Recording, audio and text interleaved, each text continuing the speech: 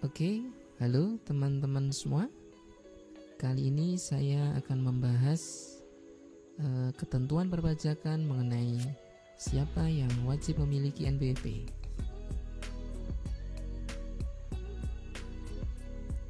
Kapan saya harus memiliki NPWP?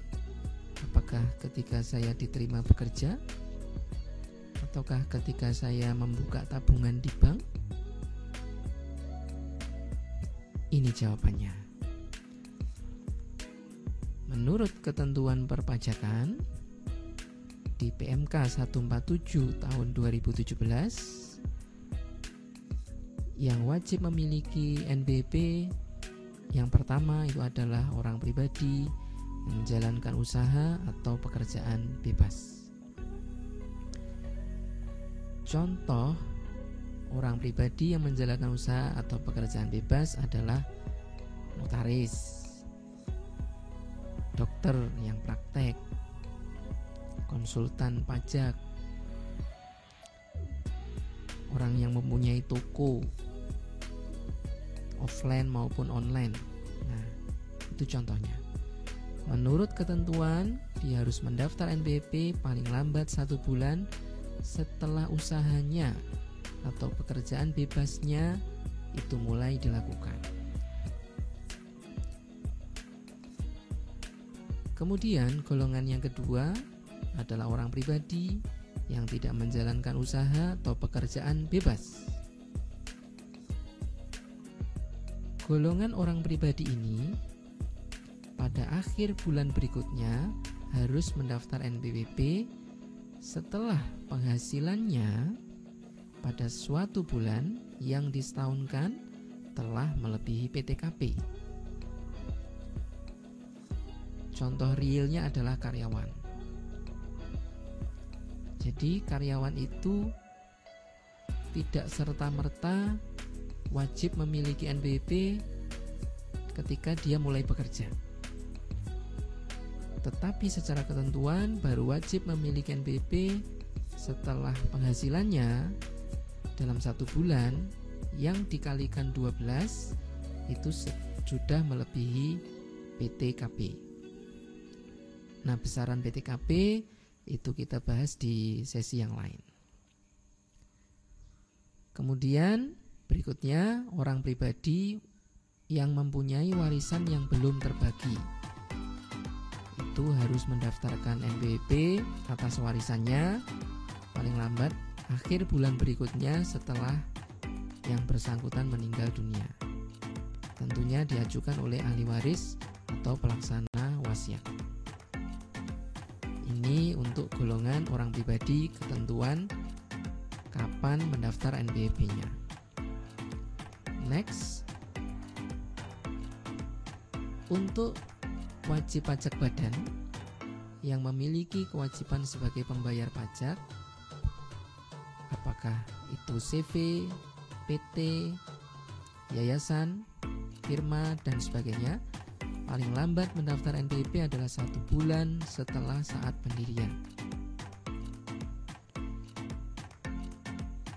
Kemudian WB badan yang hanya memiliki kewajiban sebagai pemotong atau pemungut pajak juga wajib mendaftar NPWP 1 bulan sejak akte pendirian. Yang dimaksud dalam golongan ini adalah misalnya wajib pajak badan joint operation atau kerjasama operasi. Dan yang terakhir adalah bendahara yang ditunjuk sebagai pemotong dan atau pemungut pajak. Yang dimaksud di sini adalah bendahara pemerintah ya, teman-teman ya. Paling lambat adalah pendaftaran NPWP sebelum melakukan pemotongan atau pemungutan pajak. Nah, untuk lebih jelasnya coba kita bahas dengan menggunakan contoh ya. Nah, misalnya ada Pak Toha bekerja di supermarket, gaji sebulannya 4 juta. Nah, dalam hal ini Pak Toha tidak mempunyai usaha atau pekerjaan bebas ya. Sehingga dengan gaji 4 juta dia belum wajib memiliki NPWP karena masih di bawah PTKP jika disetahunkan. Berikutnya, Pak Thohir mempunyai toko online dan offline, penjualan sebulan rata-rata 4 juta. Dalam hal ini, Pak Thohir termasuk orang pribadi yang menjalankan usaha, sehingga 1 bulan sejak usahanya dilakukan, dia wajib mendaftar NPWP. Berikutnya, Maryam adalah notaris yang baru saja membuka praktek. Selama setahun pertama, penghasilan rata-rata sebulan adalah 3 juta. Maryam adalah orang pribadi pekerjaan bebas, ya, sehingga wajib memiliki NPWP 1 bulan sejak praktek dibuka.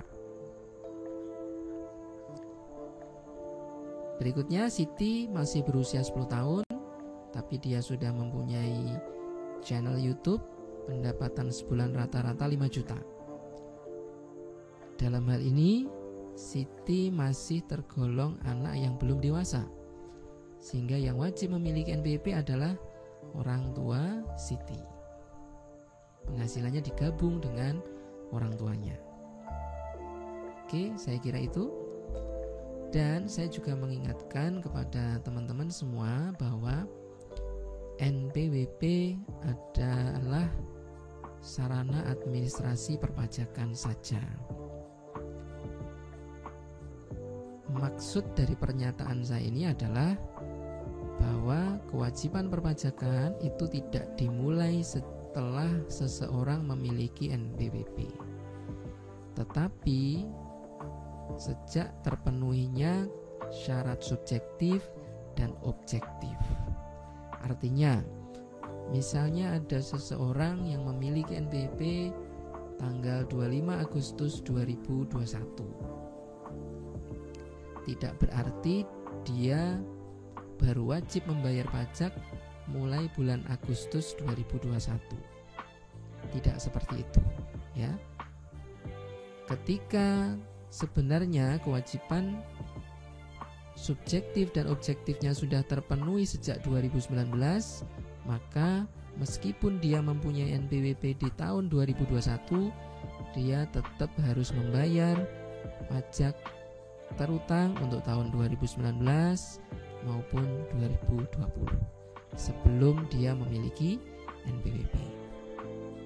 Oke, saya kira pembahasan kali ini seperti itu, dan apa yang saya sampaikan tadi itu adalah based on PMK 147 tahun 2017 yang berlaku sejak 1 November 2017 sampai dengan saat ini. Oke, saya kira demikian. Jangan lupa subscribe channel ini dan klik loncengnya. See you.